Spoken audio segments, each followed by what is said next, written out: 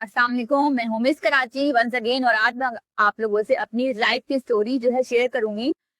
जैसे कि मैंने आप लोगों को बताया कि मैंने काफ़ी जगह पे जॉब कर करी है और मुझे जॉब करते-करते काफ़ी टाइम हो गया है। तो मैंने एक जगह बहुत ज़्यादा लॉन्ग टर्म स्टे किया था। तो उस वक़्त मेरी सोच ये थी कि मैं बहुत ज़्यादा अहम हूँ, लेकिन ये सिर्फ़ इंसान का एक वहम होता है। आप इम्पोर्टेंट होते हो फॉर द टाइम बीइंग, ठीक है? कि जब तक आपकी ज़रूरत होती है। और मैं ये कहूँगी किसी भी ऑर्गेनाइज़ेशन में कुछ टाइम तक स्टे करना चाहिए। अगर किसी ऑर्गेनाइज़ेशन में स्टे करते वक़्त आपको इस बात का एहसास हो कि हाँ, ठीक है, यहाँ पे आपके लिए ग्रोथ है, तो फिर आप वहाँ पे लॉन्ग टर्म स्टे करो। लेकिन अगर आपको लगता है कि नहीं, यहाँ पे आपके लिए इतनी ज़्यादा ग्रोथ नहीं है, तो you have to move by yourself. बजाय इसके कि कंपनी खुद चाहे कि आप यहाँ से खुद निकल जाओ। मुझे वहाँ पे जॉब करते-करते इस बात की फीलिंग आती थी कि यार मैं बहुत ज़्यादा इम्पोर्टेंट हूँ, मैं जो है काफ़ी ओल्ड एम्प्लॉयी हूँ। लेकिन ऐसा कुछ नहीं होता।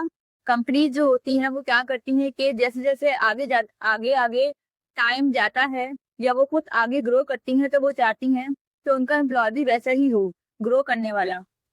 जो लोग जो होते हैं कि किसी ऑर्गेनाइजेशन में बहुत ज़्यादा मतलब लाइक कि ठहर जाते हैं, तो उनकी वैसी वैल्यू नहीं होती। मुझे ऐसा लगता है कि किसी भी कंपनी के अंदर जो है ना, आपको ज़्यादा से ज़्यादा 3 इयर्स या कोई बहुत ज़्यादा कोई ख़ास है तो 5 इयर्स स्टे करना चाहिए। Then you have to move by yourself. और आखिर जो होना चाहिए वो ये होना चाहिए कि आपका अपना खुद का कोई काम हो, खुद का कोई अपना बिज़नेस हो। नॉर्मली लोग क्या करते हैं कि एक ही कंपनी के अंदर 17-17, 18-18 साल दे देते हैं अपनी ज़िंदगी के और वहीं पे वो बच्चे से बड़े हो जाते हैं, बड़े से बूढ़े भी हो जाते हैं, लेकिन वो वहीं पे रहते हैं। और फिर वो ये सोचते हैं कि हमें ग्रोथ क्यों नहीं मिली?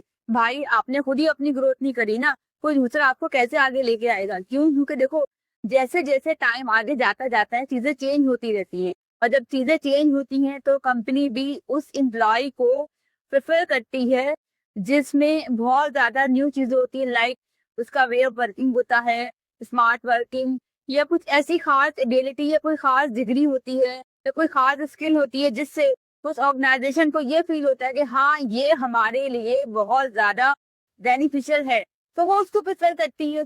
और जो ओल्ड एम्प्लॉयी होती हैं वो एक ओल्ड सिनेरियो के थ्रू, ओल्ड सिस्टम के थ्रू चलते जाते हैं, चलते जाते, चलते जाते हैं। क्यों? क्योंकि उनको वो अपने आप को अपग्रेड नहीं करते। जब हम अपने आप को अपग्रेड नहीं करते तो ज़ाहिर-सी बात है हम पीछे रह जाते हैं और जब हम पीछे रहते हैं तो फिर हमारी ग्रोथ नहीं होती और जब हमारी ग्रोथ नहीं होती तो हम ये समझते हैं कि न्यू एम्प्लॉयी की वजह से ये हमारे साथ ऐसा हो रहा है। आपने अपनी ग्रोथ को खुद नहीं करा।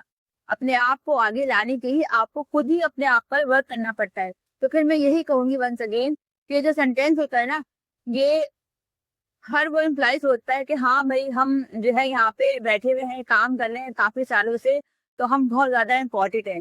ये एक सेंटेंस सिर्फ़ एक डायलॉग ही रह गया है कि मैं बहुत इम्पोर्टेंट हूँ, लेकिन ये सिर्फ़ एक वहम होता है, ऐसा कुछ नहीं होता। आप इम्पोर्टेंट होते हो फॉर दैट टाइम बीइंग के लिए।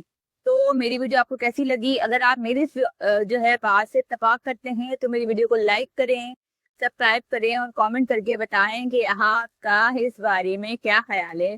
और मेरा मिस कराची के नाम से चैनल है, उसको यूट्यूब पे सब्सक्राइब करें, गूगल पे सर्च करें और मैं उम्मीद करती हूँ कि आपको मेरी वीडियो बहुत अच्छी लगेगी। Thank you so much.